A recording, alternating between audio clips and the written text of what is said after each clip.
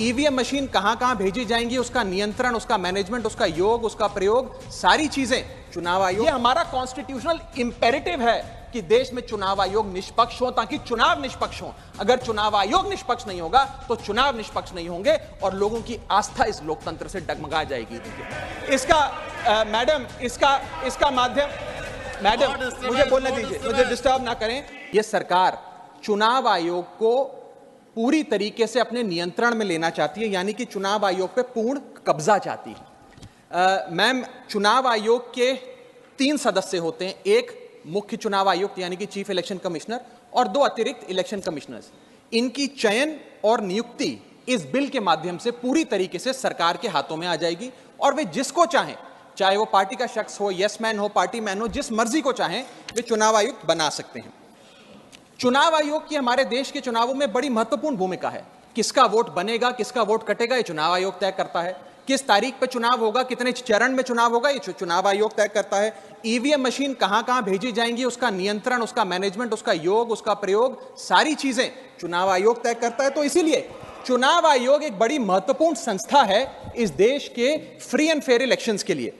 Ma'am, I will mince no words. This bill is going to destroy one of the few remaining independent institutions in India, that is the Election Commission, and thereby dislodge free and fair elections from India. ये bill 3 व्यक्ति या संस्था का अपमान है। पहला अपमान है सुप्रीम कोर्ट का। क्यों?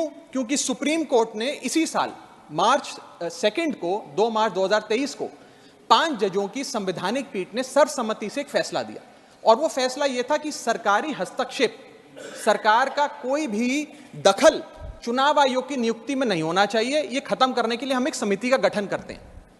उस समिति के गठन से मुख्य न्यायाधीश को हटाकर एक कैबिनेट मंत्री को डालकर उसका संतुलन बिगाड़ने का काम और सुप्रीम कोर्ट के फैसले को पलटने का काम इस सरकार ने किया, ताकि एक ऐसी व्यवस्था बन जाए जिसमें जो शख्स ये चाहे वही चीफ इलेक्शन कमिश्नर बनेगा।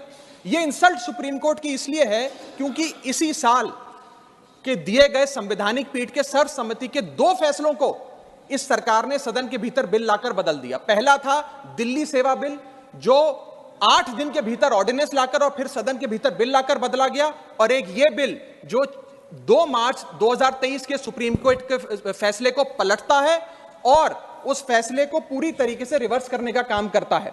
मैं आपको यह बताना चाहूंगा कि यह सरकार इस बिल के माध्यम से एक प्रकार से सुप्रीम कोर्ट को खुली चुनौती दे रही है कि आपको जो फैसला देना है दीजिए, अगर हमें पसंद नहीं आएगा हम बिल लाकर उस फैसले को पलट देंगे। दूसरा इंसल्ट या अपमान इस बिल के माध्यम से चीफ जस्टिस ऑफ इंडिया का है। सुप्रीम कोर्ट का फैसला कहता है कि चयन समिति के 3 सदस्य होंगे, माननीय प्रधानमंत्री जी, माननीय नेता प्रतिपक्ष यानी कि लीडर ऑफ ऑपोजिशन और 3rd chief justice of India. इन 3 मेंबरी समिति में से इस बिल के माध्यम से सरकार ने चीफ जस्टिस ऑफ इंडिया को हटा दिया और एक कैबिनेट मंत्री को उनकी जगह बिठा दिया। चीफ जस्टिस ऑफ इंडिया से इतना परहेज कि साफ तौर पे उन्हें इस समिति से हटाने के लिए इस बिल को। तीसरी इंसल्ट इस बिल के माध्यम से भाजपा सरकार एक ऐसे शख्स की कर रही है जो व्यक्ति भाजपा का संस्थापक थे, जो व्यक्ति आज भी भाजपा के मार्गदर्शक हैं, जो व्यक्ति भाजपा के भीष्म पितामह के नाम से जाने जाते हैं, वो व्यक्ति जो भारत देश के पूर्व प्रधानमंत्री रहे यानी कि लालकृष्ण आडवाणी जी, पूर्व उप प्रधानमंत्री रहे। मैम, 2 जून 2012 को, और मैं राज्यसभा के पटल पे इस लेटर को रखूंगा, 2 जून 2012 को माननीय लालकृष्ण आडवाणी जी ने उस समय के प्रधानमंत्री डॉक्टर मनमोहन सिंह को पत्र लिखकर कहा कि चुनाव आयोग की जो भूमिका है चुनावों में बड़ी महत्वपूर्ण है, उसकी नियुक्ति पर एक बहुत बड़ा संदेह, प्रश्न चिन्ह लगा हुआ है और उसकी नियुक्ति सरकार के हाथ में। वो कहते हैं कि समिति 5 सदस्यों की हो जो सीईसी की चयन करे, उनकी नियुक्ति करे, जिसमें प्रधानमंत्री हो, जिसमें लीडर ऑफ ऑपोजिशन लोकसभा हो, जिसमें लीडर ऑफ ऑपोजिशन राज्यसभा हो, जिसमें चीफ जस्टिस ऑफ इंडिया हो और कानून मंत्री हो, यानी कि 2 सदस्य सरकार के, 2 सदस्य ऑपोजिशन के और 1 न्यायपालिका के। यह समिति बड़ी अच्छी है, यानी कि आडवाणी जी भी चीफ इलेक्शन कमिश्नर की स्वतंत्रता के लिए, चुनाव आयोग की स्वतंत्रता के लिए लड़ते रहे, लेकिन इन लोगों ने आडवाणी जी को भी उनके हक की, उनके अधिकार की बात नहीं दी। आज में अगर बायस्ड इलेक्शन कमीशन होगा तो चुनाव भी बायस्ड होगा। अगर गैर निष्पक्ष तरीके से चुनाव आयोग चुना जाएगा तो हिंदुस्तान में चुनाव भी गैर निष्पक्ष तरीके से होंगे। इसीलिए समिति का इन लोगों ने बिगाड़ दिया, जिसके चलते आज इस समिति में सरकार के पास 2 वोट हैं, 2:1 से सारे फैसले मेजॉरिटी से सरकार ले सकती है। इसमें सर्वसम्मति से फैसला नहीं लेना, यूनानिमिटी से फैसला नहीं लेना। सरकार चाहे तो 2:1 से कोई भी फैसला ले सकती है, यानी कि सारा नियंत्रण कौन मुख्य चुनाव आयुक्त होंगे, कौन चुनाव आयुक्त होंगे, यह सरकार के हाथ में आ जाता है। और यह एक ऐसी व्यवस्था बनाता है कि एक पार्टी मैन, एक यस मैन चुनाव आयुक्त बन सकता है। वो दिन भी दूर नहीं कि चाहे भाजपा अगर कल तो संबित पात्रा को चीफ इलेक्शन कमिश्नर बना सकती है मैडम, और 2:1 के रेशियो से संबित पात्रा देश के चीफ इलेक्शन कमिश्नर बन सकते हैं। आप निष्पक्ष चयन ही होना जरूरी नहीं है, निष्पक्ष चयन जनता को नजर आना भी जरूरी है। It must not only be done, it must be seen to be done, ये सुप्रीम कोर्ट बात कहता है। मैं आगे चलता हूं। तीसरा कारण कि क्यों हम इस बिल को अपोज कर रहे हैं वो है कि ये जो प्रपोज्ड सिलेक्शन कमिटी है इसमें कोई चेक्स एंड बैलेंसेस नहीं है। चेक्स एंड बैलेंसेस इसलिए नहीं है क्योंकि सारे फैसले तो सरकार के पक्ष में होंगे, 2 मंत्री सरकार के उसमें बैठे हैं, एलओपी को मात्र फॉर्मेलिटी के लिए इसमें बिठाया गया है, तो एक प्रकार का फिक्स्ड मैच इसमें नजर आता है। अब आप ही सोचिए, 3 मेंबरी समिति है जिसमें माननीय प्रधानमंत्री जी हैं, मान लेते हैं हमारे सदन के लीडर ऑफ ऑपोजिशन मल्लिकार्जुन खड़गे जी उसके सदस्य हैं, और 3rd मेंबर अर्जुन मेघवाल जी कानून मंत्री यहां बैठे हैं वो हैं। अब इनकी बैठक चल रही है, इसमें माननीय प्रधानमंत्री जी कहते हैं कि मैं रमेश नाम के शख्स को चीफ इलेक्शन कमिश्नर बनाना चाहता हूं। खड़गे साहब कहते हैं कि मैं रमेश को नहीं सुरेश को चीफ इलेक्शन कमिश्नर बनाना चाहता हूं। क्या अर्जुन मेघवाल जी जो इसी सरकार के कानून मंत्री हैं वो प्रधानमंत्री जी को ये कह सकते हैं कि नहीं नहीं नहीं प्रधानमंत्री जी रमेश ठीक नहीं है, खड़गे साहब ने जिसको नॉमिनेट किया है सुरेश, मैं भी उसी के हक में वोट देता हूं, उसका चयन हो, वो चीफ इलेक्शन कमिश्नर बने? ये तो हो ही नहीं सकता।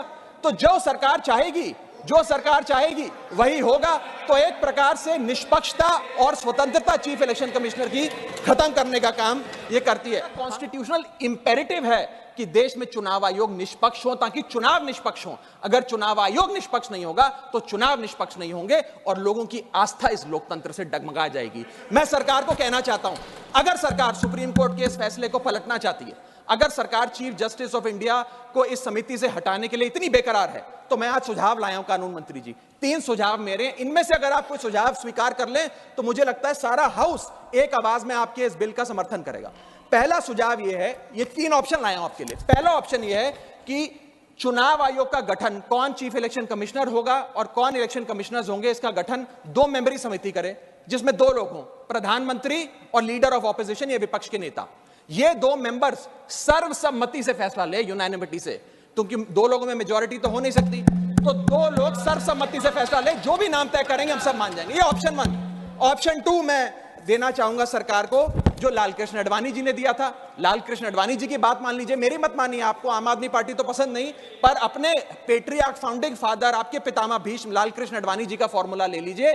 5 मेंबरी समिति, प्रधानमंत्री, कानून मंत्री, leader of opposition in Lok Sabha and Rajya Sabha और चीफ जस्टिस ऑफ इंडिया, ये 5 मेंबरी समिति एक निष्पक्ष चुनाव आयोग का चयन कर लेगी। और तीसरा ऑप्शन, अगर ये दोनों ऑप्शन आपको पसंद नहीं तो मैं आपको वो ऑप्शन बताना चाहूंगा जो कॉन्स्टिट्यूएंट असेंबली में प्रोफेसर शिबन लाल सक्सेना ने दिया था, वो था कि जो भी नाम ये चयन समिति तय करे वो नाम सदन के भीतर लाए जाएं और 2/3 बहुमत लोकसभा और राज्यसभा से नाम पास हो जाए, वो आदमी चीफ इलेक्शन कमिश्नर बन जाए। मैं सकारात्मक बहस कर रहा हूं, मैं ऑप्शन लाया हूं। ये इन 3 ऑप्शंस में से कोई भी ऑप्शन चुन लीजिए, सारे विपक्ष को मनाने की, एकजुट करने की जिम्मेदारी मेरी।